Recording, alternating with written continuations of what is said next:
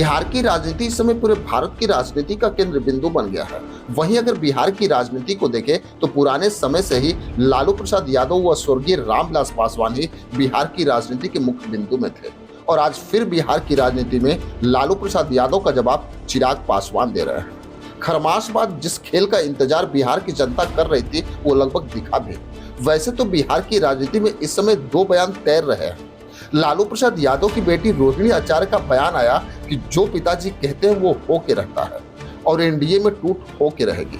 वहीं चिराग पासवान ने उनका जवाब भी दिया कि महागठबंधन के कई नेता हमारे संपर्क में हैं और जल्द ही महागठबंधन में टूट होगी और हम मौसम वैज्ञानिक के बेटे हैं और जो कहते हैं वो सही होता है। अगर उनके पिताजी ने जो कहते हैं वो सच हो जाता है तो मेरे पास मेरे पिताजी का भी आशीर्वाद है कि वो जहाँ रहते थे सत्ता वहीं जाती।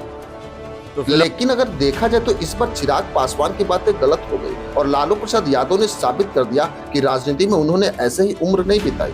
वैसे भले ही पशुपति पारस के भोज में लालू प्रसाद यादव पहुंचे, इसकी रणनीति आज ही नहीं बल्कि कई महीने पहले से बनाई जा रही थी। रोहिणी आचार्य का बयान ऐसे ही नहीं आया। शायद आपको याद हो कि यही रोहिणी आचार्य नीतीश कुमार के महागठबंधन छोड़ने से पहले ही सोशल मीडिया पर संकेत दिया था, लेकिन चिराग पासवान इसको समझ नहीं पाए।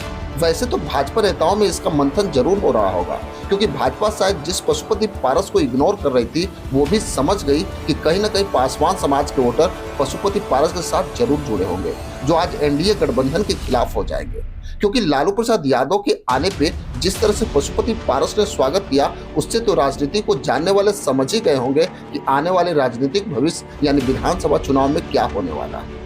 वैसे अगर देखा जाए तो चिराग पासवान इस बार लालू प्रसाद यादव से पीछे रह गए क्योंकि शायद चिराग पासवान कुछ नेताओं को अपने पाले में कर सकते हैं लेकिन महागठबंधन से किसी पार्टी को नहीं कर सकते क्योंकि महागठबंधन में जो पार्टियां हैं वो कभी भाजपा के साथ नहीं जा सकती। शायद ये हो भी सकता है कि मुकेश सहनी पे चिराग पासवान दाव खेल रहे हों, लेकिन मुकेश सहनी जिस तरह से भी राजद का गुणगान करने में लगे हैं वो कहीं से संभव नहीं दिख रहा कि मुकेश सहनी एनडीए के साथ जाएंगे। लेकिन बिहार की राजनीति में अभी भी कई खेल होने बाकी है। वैसे अगर देखा जाए तो राजनीतिक पंडित तो ये बता रहे हैं कि पशुपति पारस के जाने से चिराग पासवान पे कोई प्रभाव नहीं पड़ेगा, लेकिन लालू प्रसाद यादव के जैसा राजनीतिक धुरंधर अगर पशुपति पारस पे दांव खेल रहा है तो उन्हें जरूर कुछ ना कुछ दिखा होगा। क्योंकि बिहार की राजनीति में लालू प्रसाद यादव एक ऐसे धुरी हैं जो हर समय कहीं ना कहीं अपने राजनीति का लोहा मनवाते रहे।